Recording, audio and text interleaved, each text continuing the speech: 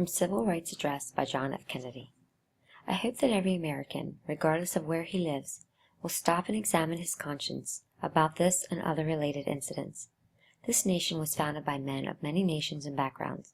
It was founded on the principle that all men are created equal, and that the rights of every man are diminished when the rights of one man are threatened. Today, we are committed to a worldwide struggle to promote and protect the rights of all who wish to be free. And when Americans are sent to Vietnam or West Berlin, we do not ask for whites only. It ought to be possible, therefore, for American students of any color to attend any public institution they select, without having to be backed up by troops. It ought to be possible for American consumers of any color to receive equal service in places of public accommodation, such as hotels and restaurants, and theaters and retail stores, without being forced to resort to demonstrations in the street. And it ought to be possible for American citizens of any color to register and to vote in a free election without interference or fear of reprisal. It ought to be possible, in short, for every American to enjoy the privileges of being American without regard to his race or his color. In short, every American ought to have the right to be treated as he would wish to be treated, as one would wish his children to be treated, but this is not the case. This is not a sectional issue. Difficulties over segregation and discrimination exist in every city, in every state of the Union, producing in many cities a rising tide of discontent that threatens the public safety. Nor is this a partisan issue. In a time of domestic crisis, men of goodwill and generosity should be able to unite regardless of party or politics. This is not even a legal or legislative issue alone.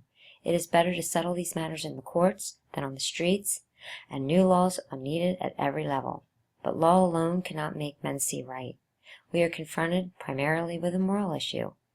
It is as old as the Scriptures and is as clear as the American Constitution. The question is whether all Americans are to be afforded equal rights and equal opportunities, whether we are going to treat our fellow Americans as we want to be treated.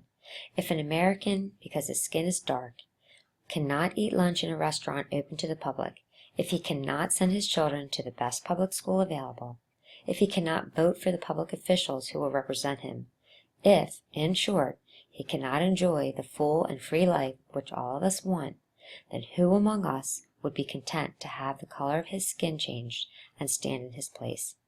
Who among us would then be content with the counsels of patience and delay? 100 years of delay have passed since President Lincoln freed the slaves, yet their heirs, their grandsons, are not fully free. They are not yet freed from the bonds of injustice.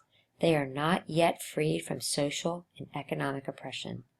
And this nation, for all its hopes and all it boasts, will not be fully free until all its citizens are free. Now the time has come for this nation to fulfill its promise. The events in Birmingham and elsewhere have so increased the cries for equality that no city or state or legislative body can prudently choose to ignore them. The fires of frustration and discord are burning in every city, north and south, where legal remedies are not at hand. Redress is sought in the streets, in demonstrations, parades, and protests which create tensions and threaten violence and threaten lives.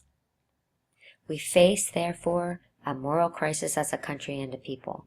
It cannot be met by repressive police action. It cannot be left to increase demonstrations in the streets. It cannot be quieted by token, moves, or talk. It is a time to act in the Congress, in your state and local legislative body, and above all, in all of our daily lives. It is not enough to pin the blame on others, to say this is a problem of one section of the country or another, or deplore the facts that we face.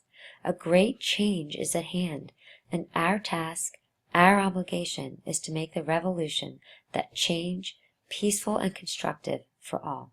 Those who do nothing are inviting shame as well as violence. Those who act boldly are recognizing right as well as reality. This is one country. It has become one country because all of us and all the people who came here had an equal chance to develop their talents. We cannot say to 10% of the population that you can't have that right, that your children cannot have the chance to develop whatever talents they have, that the only way that they are going to get their rights is to go in the street and demonstrate. I think we owe them and we owe ourselves a better country than that.